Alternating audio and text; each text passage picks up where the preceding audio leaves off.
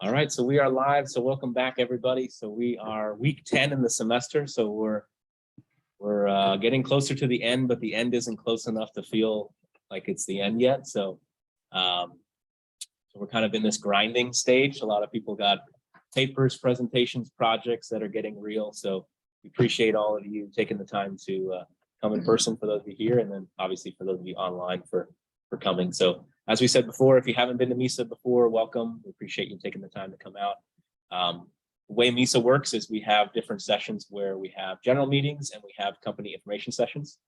So this week is one of our company information sessions. So we're really excited to have Anthology in here to speak. So I'm not going to steal any thunder, but we've had Anthology in here for a while, even before, and they'll talk about some of the former names like campus management and such. And so really just excellent companies been partnering with us for MISA since even before I came in as program director. So it's been really nice to be able to have the team a part and being able to be involved in everything. So hopefully tonight you'll be able to get really some insight into the company. What are some of the different opportunities?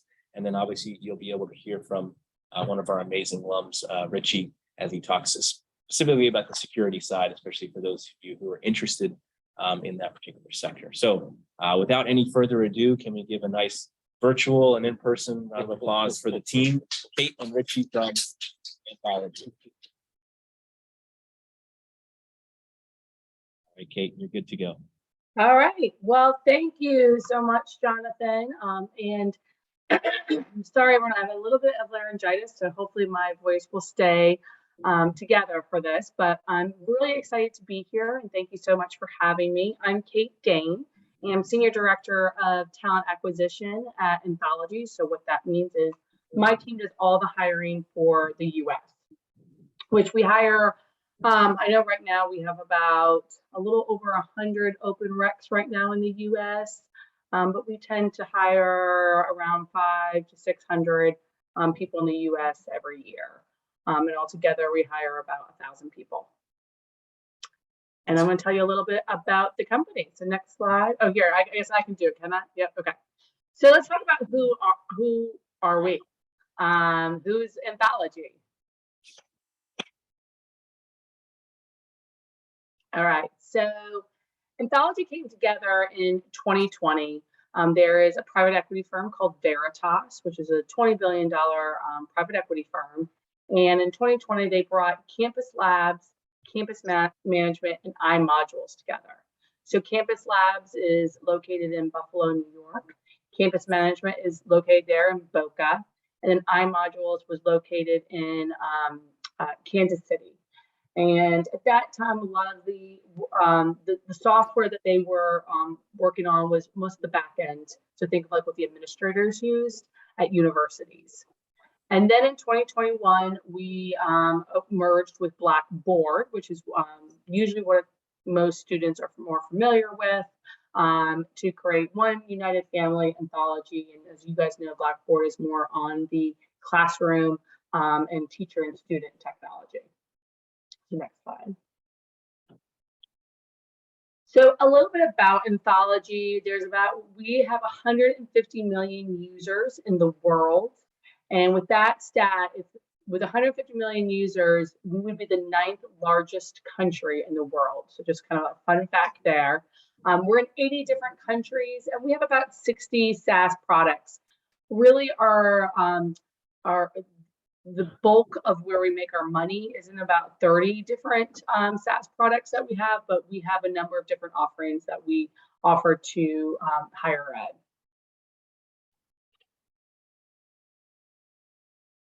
So this is our vision statement and mission statement. So when you think about our vision statement, it's really kind of what Anthology aspires to be. So our vision is inspiring an infinite world of learning without boundaries. So we're really about accessibility and making sure everyone can have access to education. And then our mission statement is really what we try to do day in and day out. And so our mission statement is to provide dynamic, data-informed experiences to the global education communities that learners and educators can achieve their goals. And so, excuse me. So really what we're trying to do there is to revolutionize and change the experience a student goes through when they are in higher ed, and really change that experience that's more data driven so that universities can make bigger and better business decisions for those students so that they can have more and better outcomes. So Kate, I know the mic went down a little bit. I don't know if it's just on our end or not. Oh, can you Oh, not there hear we me? go.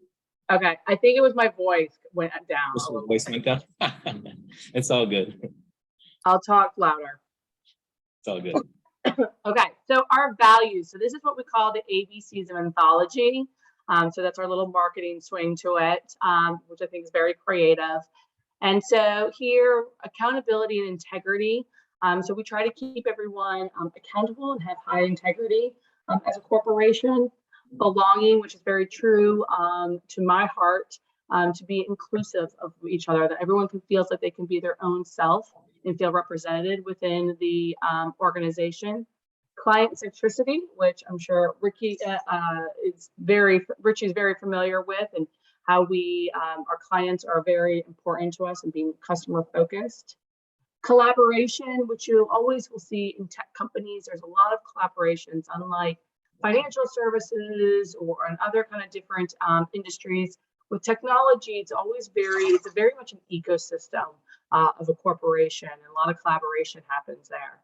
And then, of course, courageous innovation, which any tech company will have as well. We invest a lot of money into our products so that we can create better and more innovative products. I'm forgetting my job here.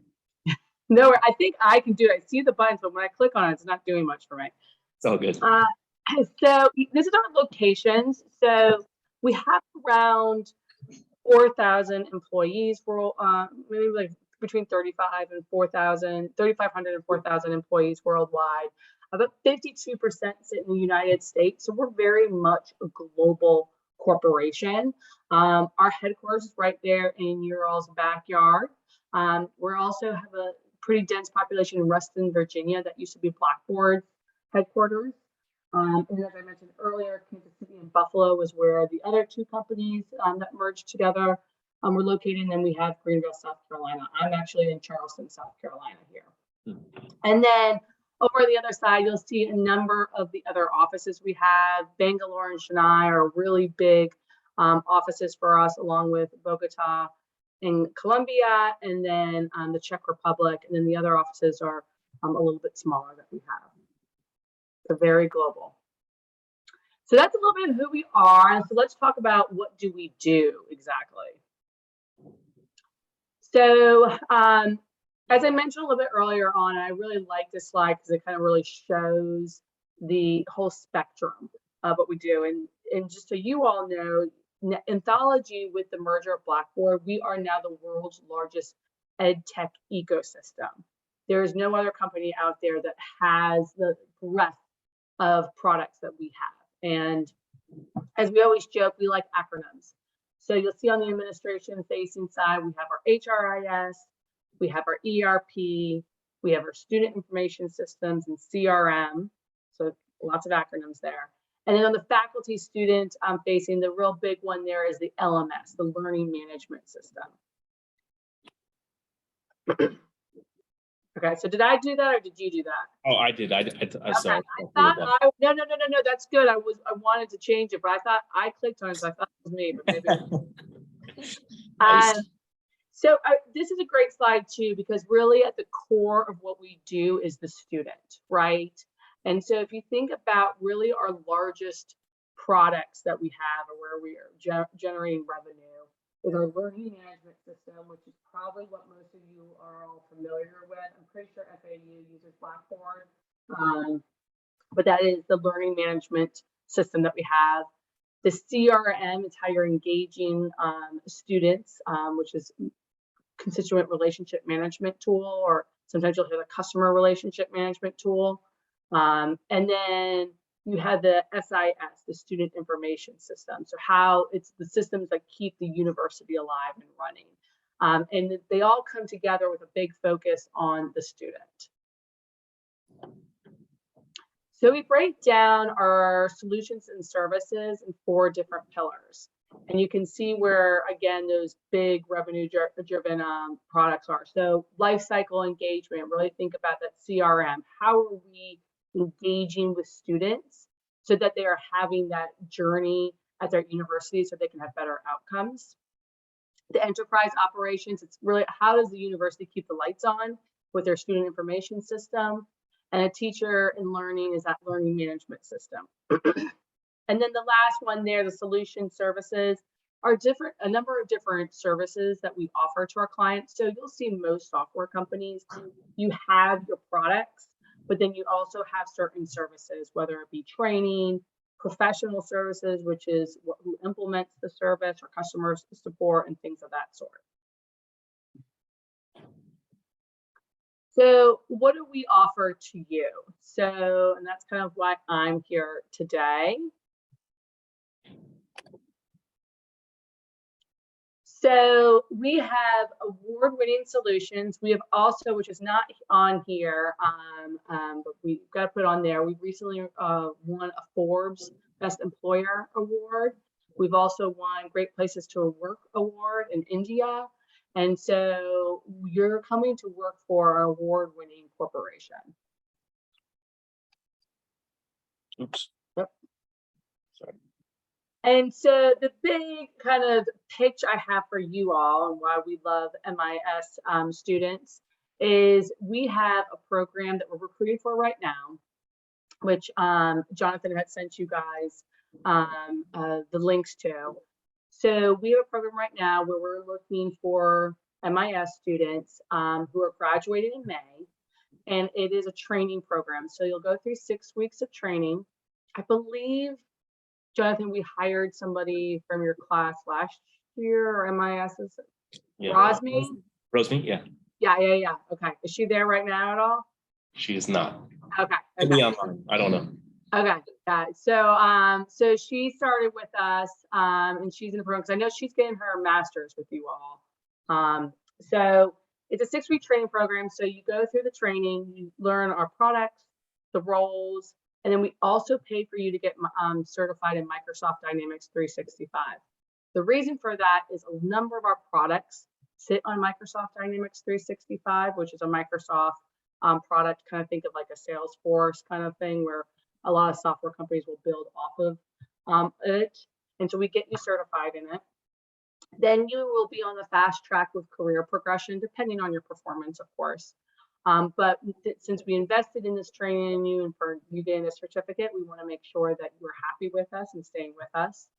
We do offer unlimited PTO. We have matching 401k. We have health, dental, vision, short-term, long-term disability. We have gym and tuition reimbursement along with adoption reimbursement. And we're a growing international company. And some of the other parts of it. We also had internships. I don't know if we've got some freshmen and sophomores and juniors in there. But for those, we do have internships. We have some right now that are posted for software engineer internships. Those are mostly Java roles.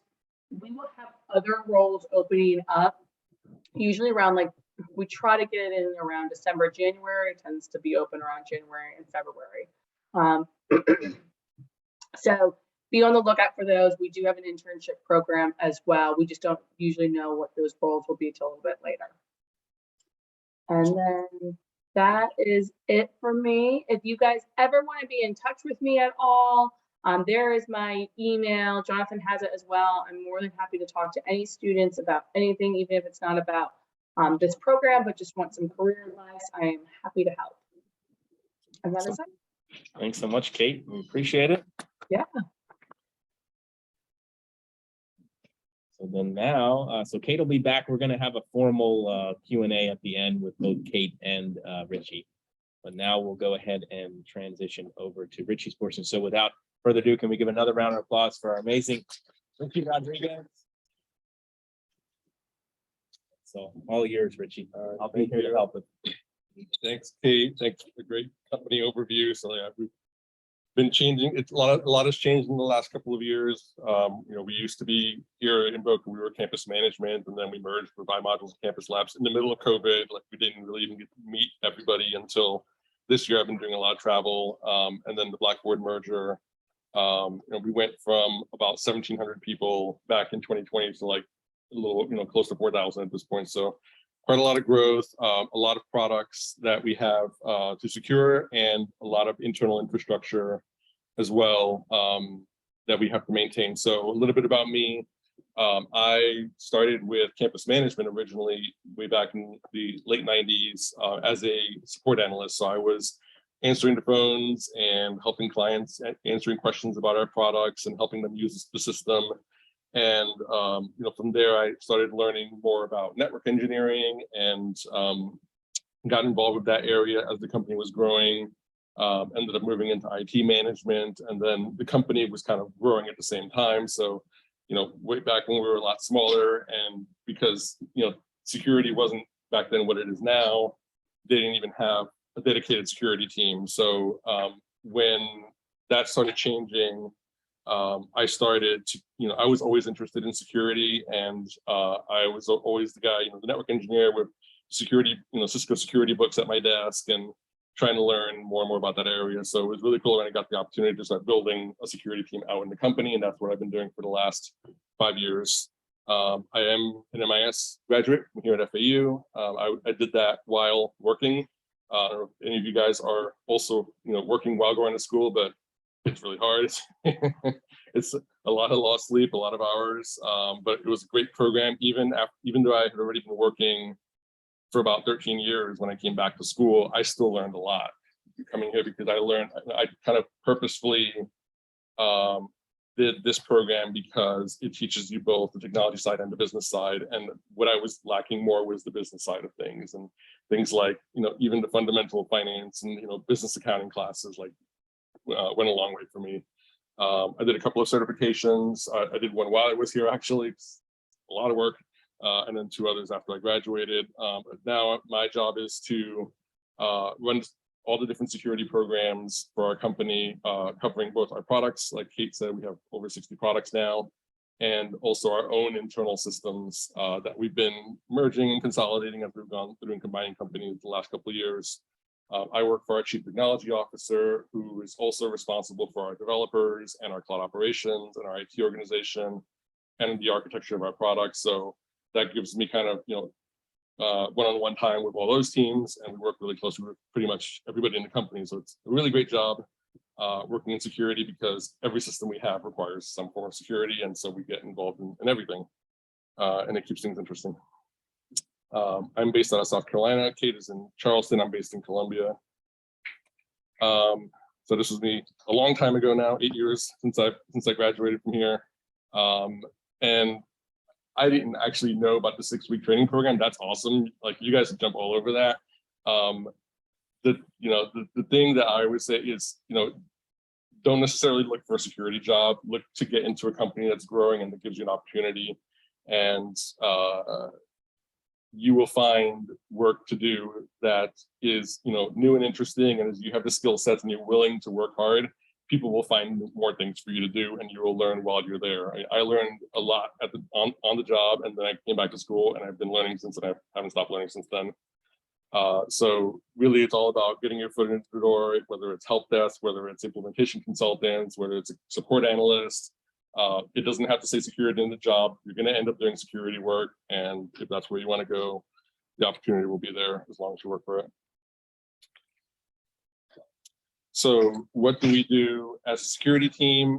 We think about security first, basically, like do all the right things to harden environments and make sure and protect data. We're protecting the data of our customers, the student information, as well as the data from our own systems, our source code, our own HR systems, our collaboration systems.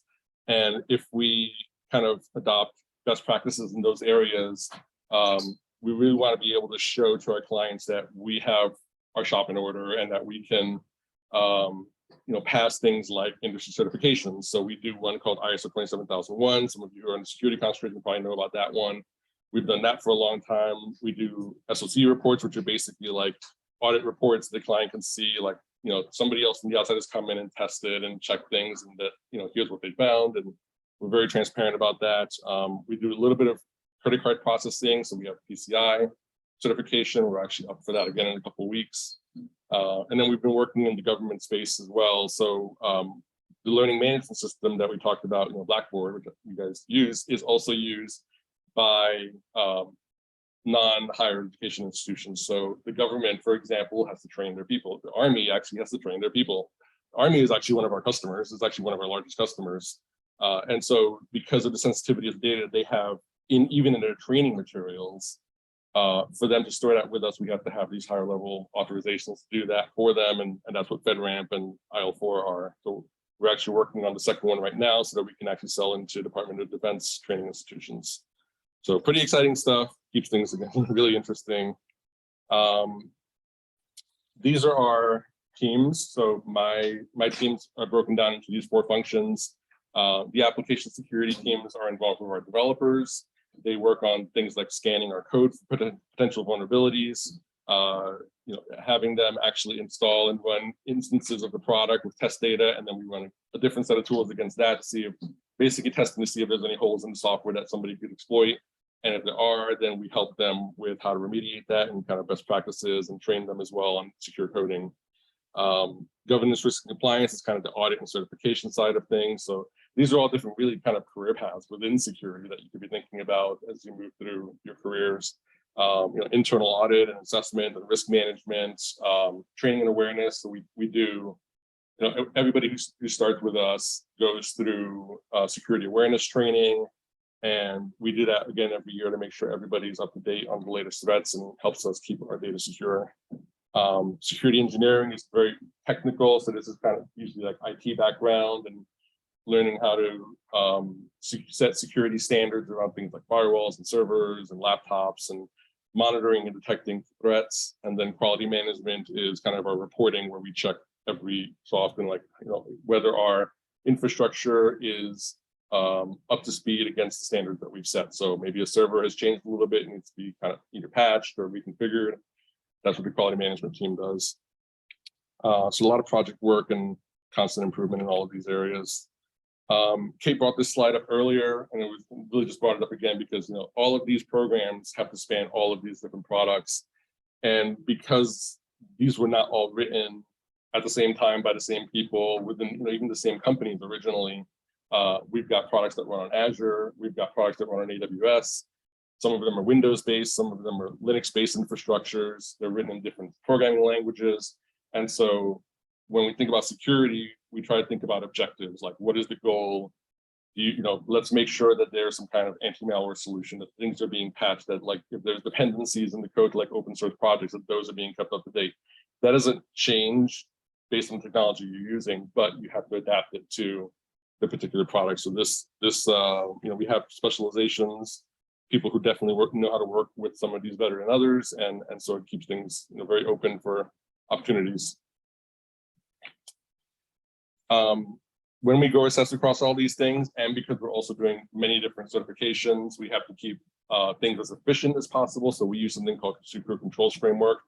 This is how you kind of take all the commonalities of all the different certifications and kind of boil them down to a single set of tests that you can do in audit. So again, every system should have, anti-malware. FedRAMP is going to say that, ISO is going to say that, the NIST standards are going to say that. And so we test once, and then we think you keep the audits a little bit simpler that way, but yet all the products get to see where they stand against all these different standards. So it's been pretty helpful for us.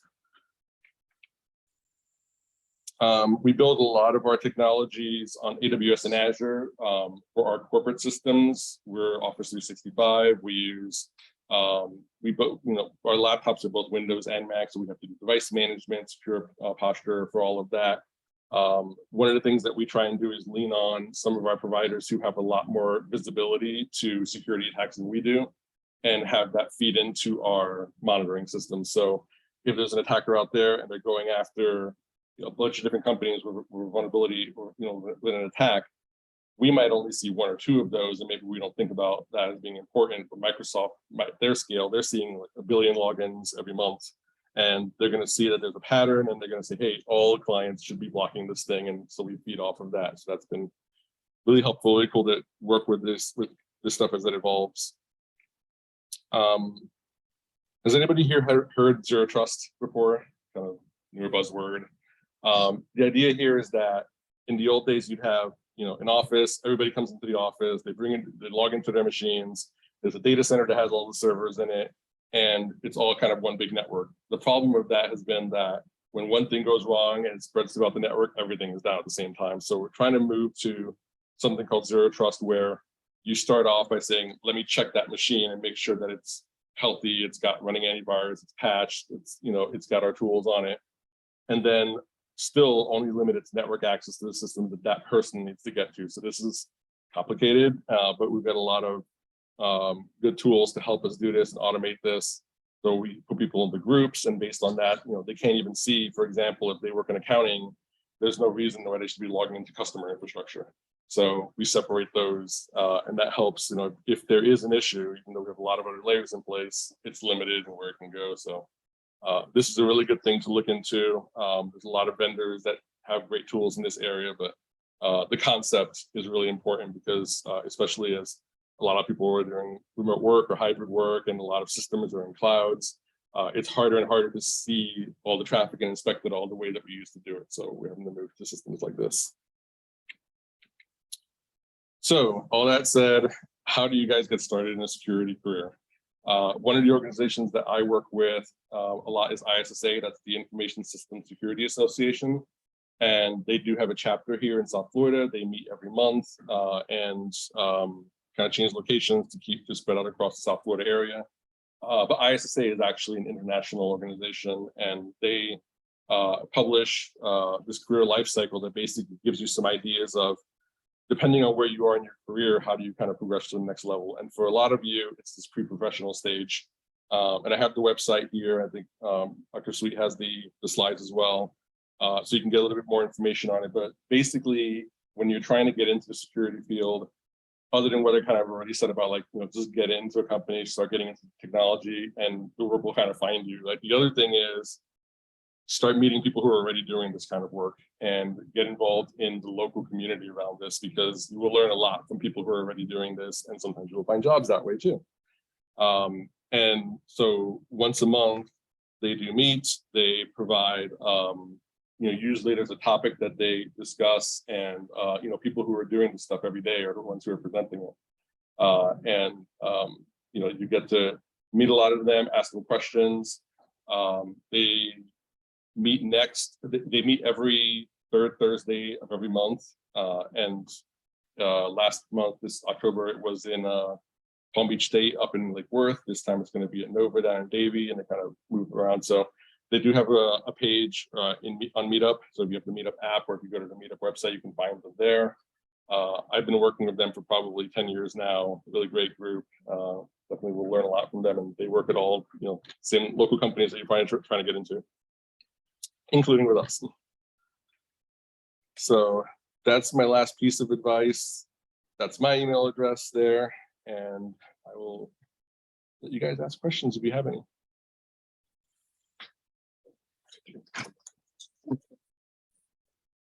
So Kate's still here.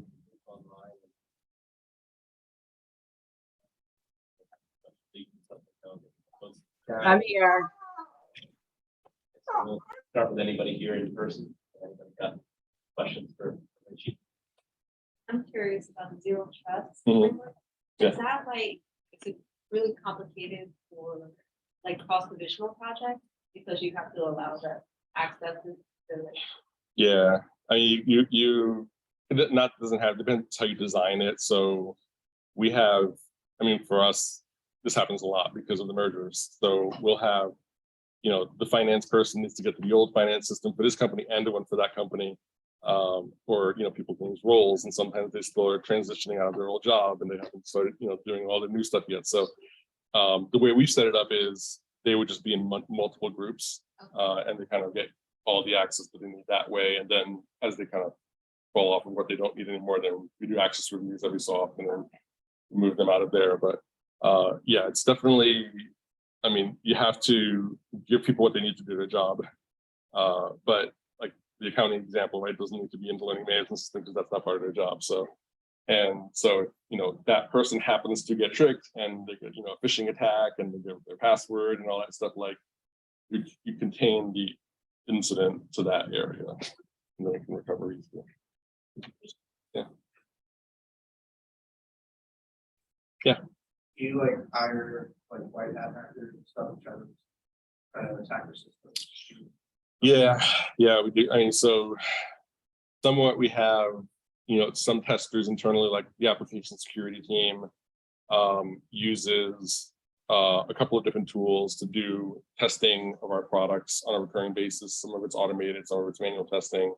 And then but we still will actually go outside and hire like consultants to do it every so often too, just to kind of check us.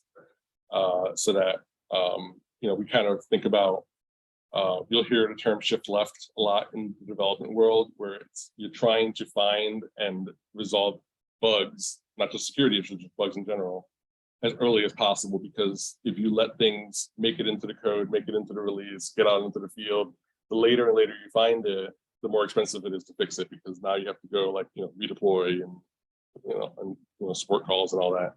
So we think about like secure coding training as the first leg, like can we stop people from even writing vulnerable code in the first place, and then running the scanning tools so that we can find things on each build, or if we really miss everything, then the external guys will find it. So hopefully nothing else past that, but yeah, it's a lot of layers to it.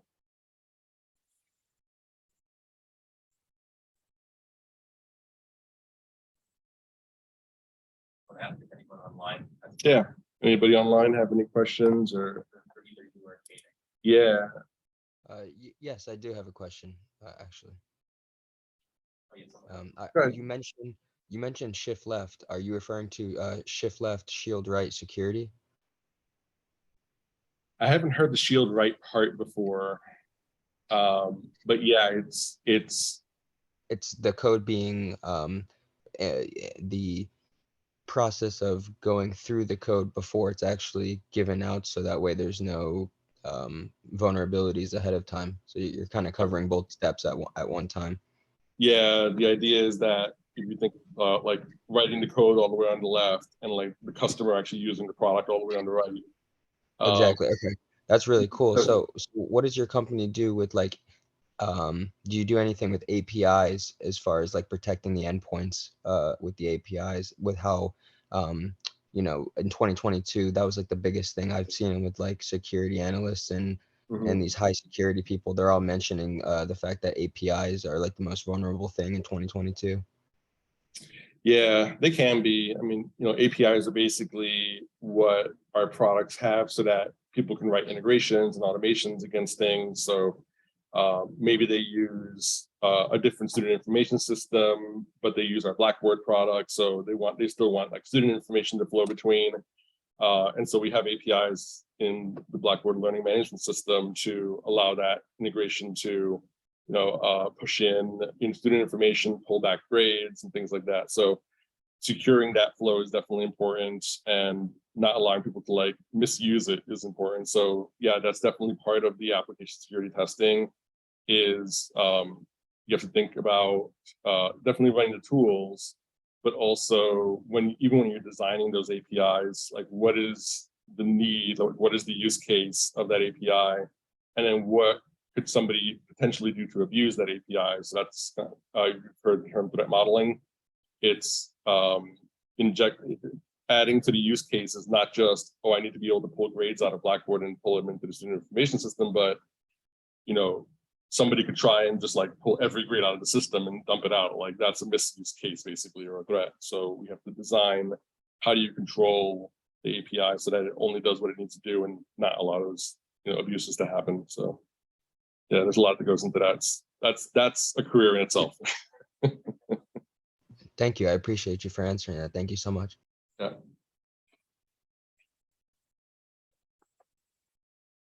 If they got any questions. Yeah. Any questions for Kate? Any questions on the training program or open positions?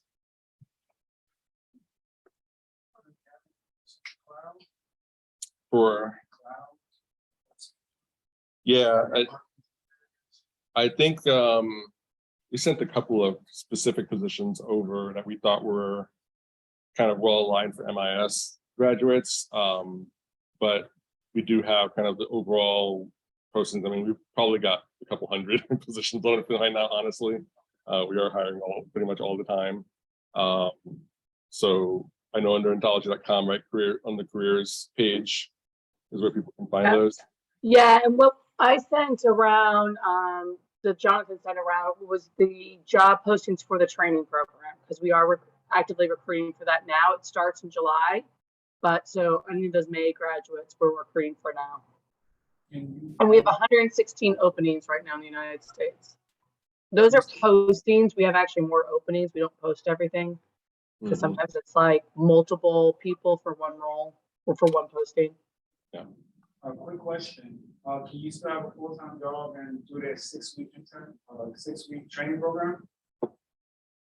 Okay, the question was if you're doing the 6-week program, can you also still have a different full-time job at that point? Yeah, as long as it's at nighttime.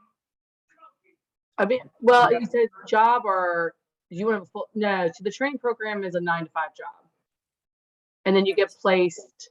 You get placed after that within the our global services role. So you can become an implementation consultant, client services, or Mhm. managed services.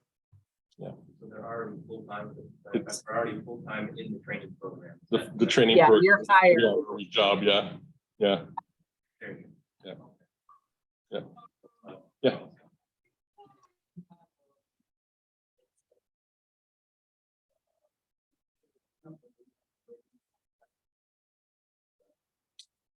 So Kate, the question was time frame for internships. I think you said January, February usually. Yep. Yeah. So look around But that now. that's when we'll post it, January and February, and then the internship starts around, I believe it's May something, or June, maybe the 1st of June. And it's for 2 months. Sometimes it goes longer if they want to keep you on board while you go to school too. Yeah. Okay, another question, you have to be a graduate for that year or? Yeah, that's a good question. So Kate, for the do you need to have already graduated or have you is it a bachelor's, master's, still in school? Like what do they need to have? For the training program, you have to graduate, but you could go to school at night if you want to continue doing your master's or something of that sort. For the internships, you have to be an active student. Okay. So you can't be just graduating to get an internship. Richie, can you go back to Kate's slide, so that way it's like, if anybody's interested in any opportunities, you apply to something, like maybe just mention to them, just send Kate an email and just say, hey, I applied for this role. I was in the MISA session. Yeah. So that way she can connect the dots, Mhm. because like I said, it's Professor Campbell just left, but his number one thing is not just what you know, it's who you know. So Yeah. this is one of the things when we have these sessions. These are the ways you get somebody connected. Yes, 100%. Like you ping me and let me know that you applied, at least let the recruiter know so that you get on top of the list. We have hundreds of applicants for that program. Probably at this point, it's been over 1,000. Wow. That's all about who you know, so it's helpful. The internships, are those remote or those here in Florida? Like, how far? Yeah, are the internships based out of the Boca office or are they virtual or? Everything's virtual. The training program, you can go into the Boca office if you want, but it's pretty much everything's virtual these days.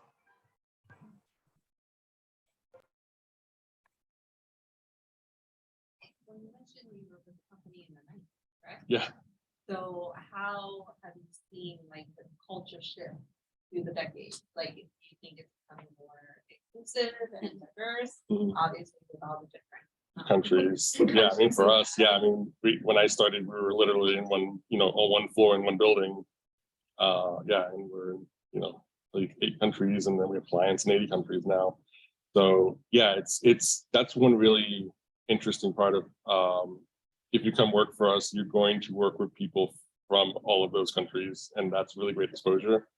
And not just their background, their cultures, all the different things that they've learned. Yeah, it was interesting for me. I mean, it was probably like 14 years ago now when we first had an office in India, and then we had the UK, and then we started having some people in Brazil and Colombia, and so yeah, that's definitely been a big change for us. But it's been great because we pull a lot of different skills from a lot of places. Do you have like an employee resource group to help bridge the gap or the communication in your different backgrounds? That's the second time I've gotten that question this week, actually. That's like the big thing. Yeah. Yeah. Kate, do you know anything about just kind of What's the question? internal? So do we have resources internally to help bridge the gap between all the different cultures that we work with every day? We do. Yeah. So we do have LinkedIn Learning. It's an enterprise subscription that we have for LinkedIn Learning. They have a number of courses, certificates that you can get. And there's a number of them that help you. How do you communicate with others in different countries, what their cultures are like, and just like social norms and things of that. So we do have resources. Thank you. Any questions? Yeah, so, I guess our gaming is probably like wildfire every day. Yeah. I guess like an example is data Mm-hmm. last year. Yeah. Do you have like any third party software that you use like maybe concerned about like possible kind of security for or set up certain like phishing blockades for 2 days or certain things? Mm-hmm. Yes, and yes. It's layers more. Yeah, you have to have lots of layers around identities. The main thing we focus on is identities. Like we multi-factor everything.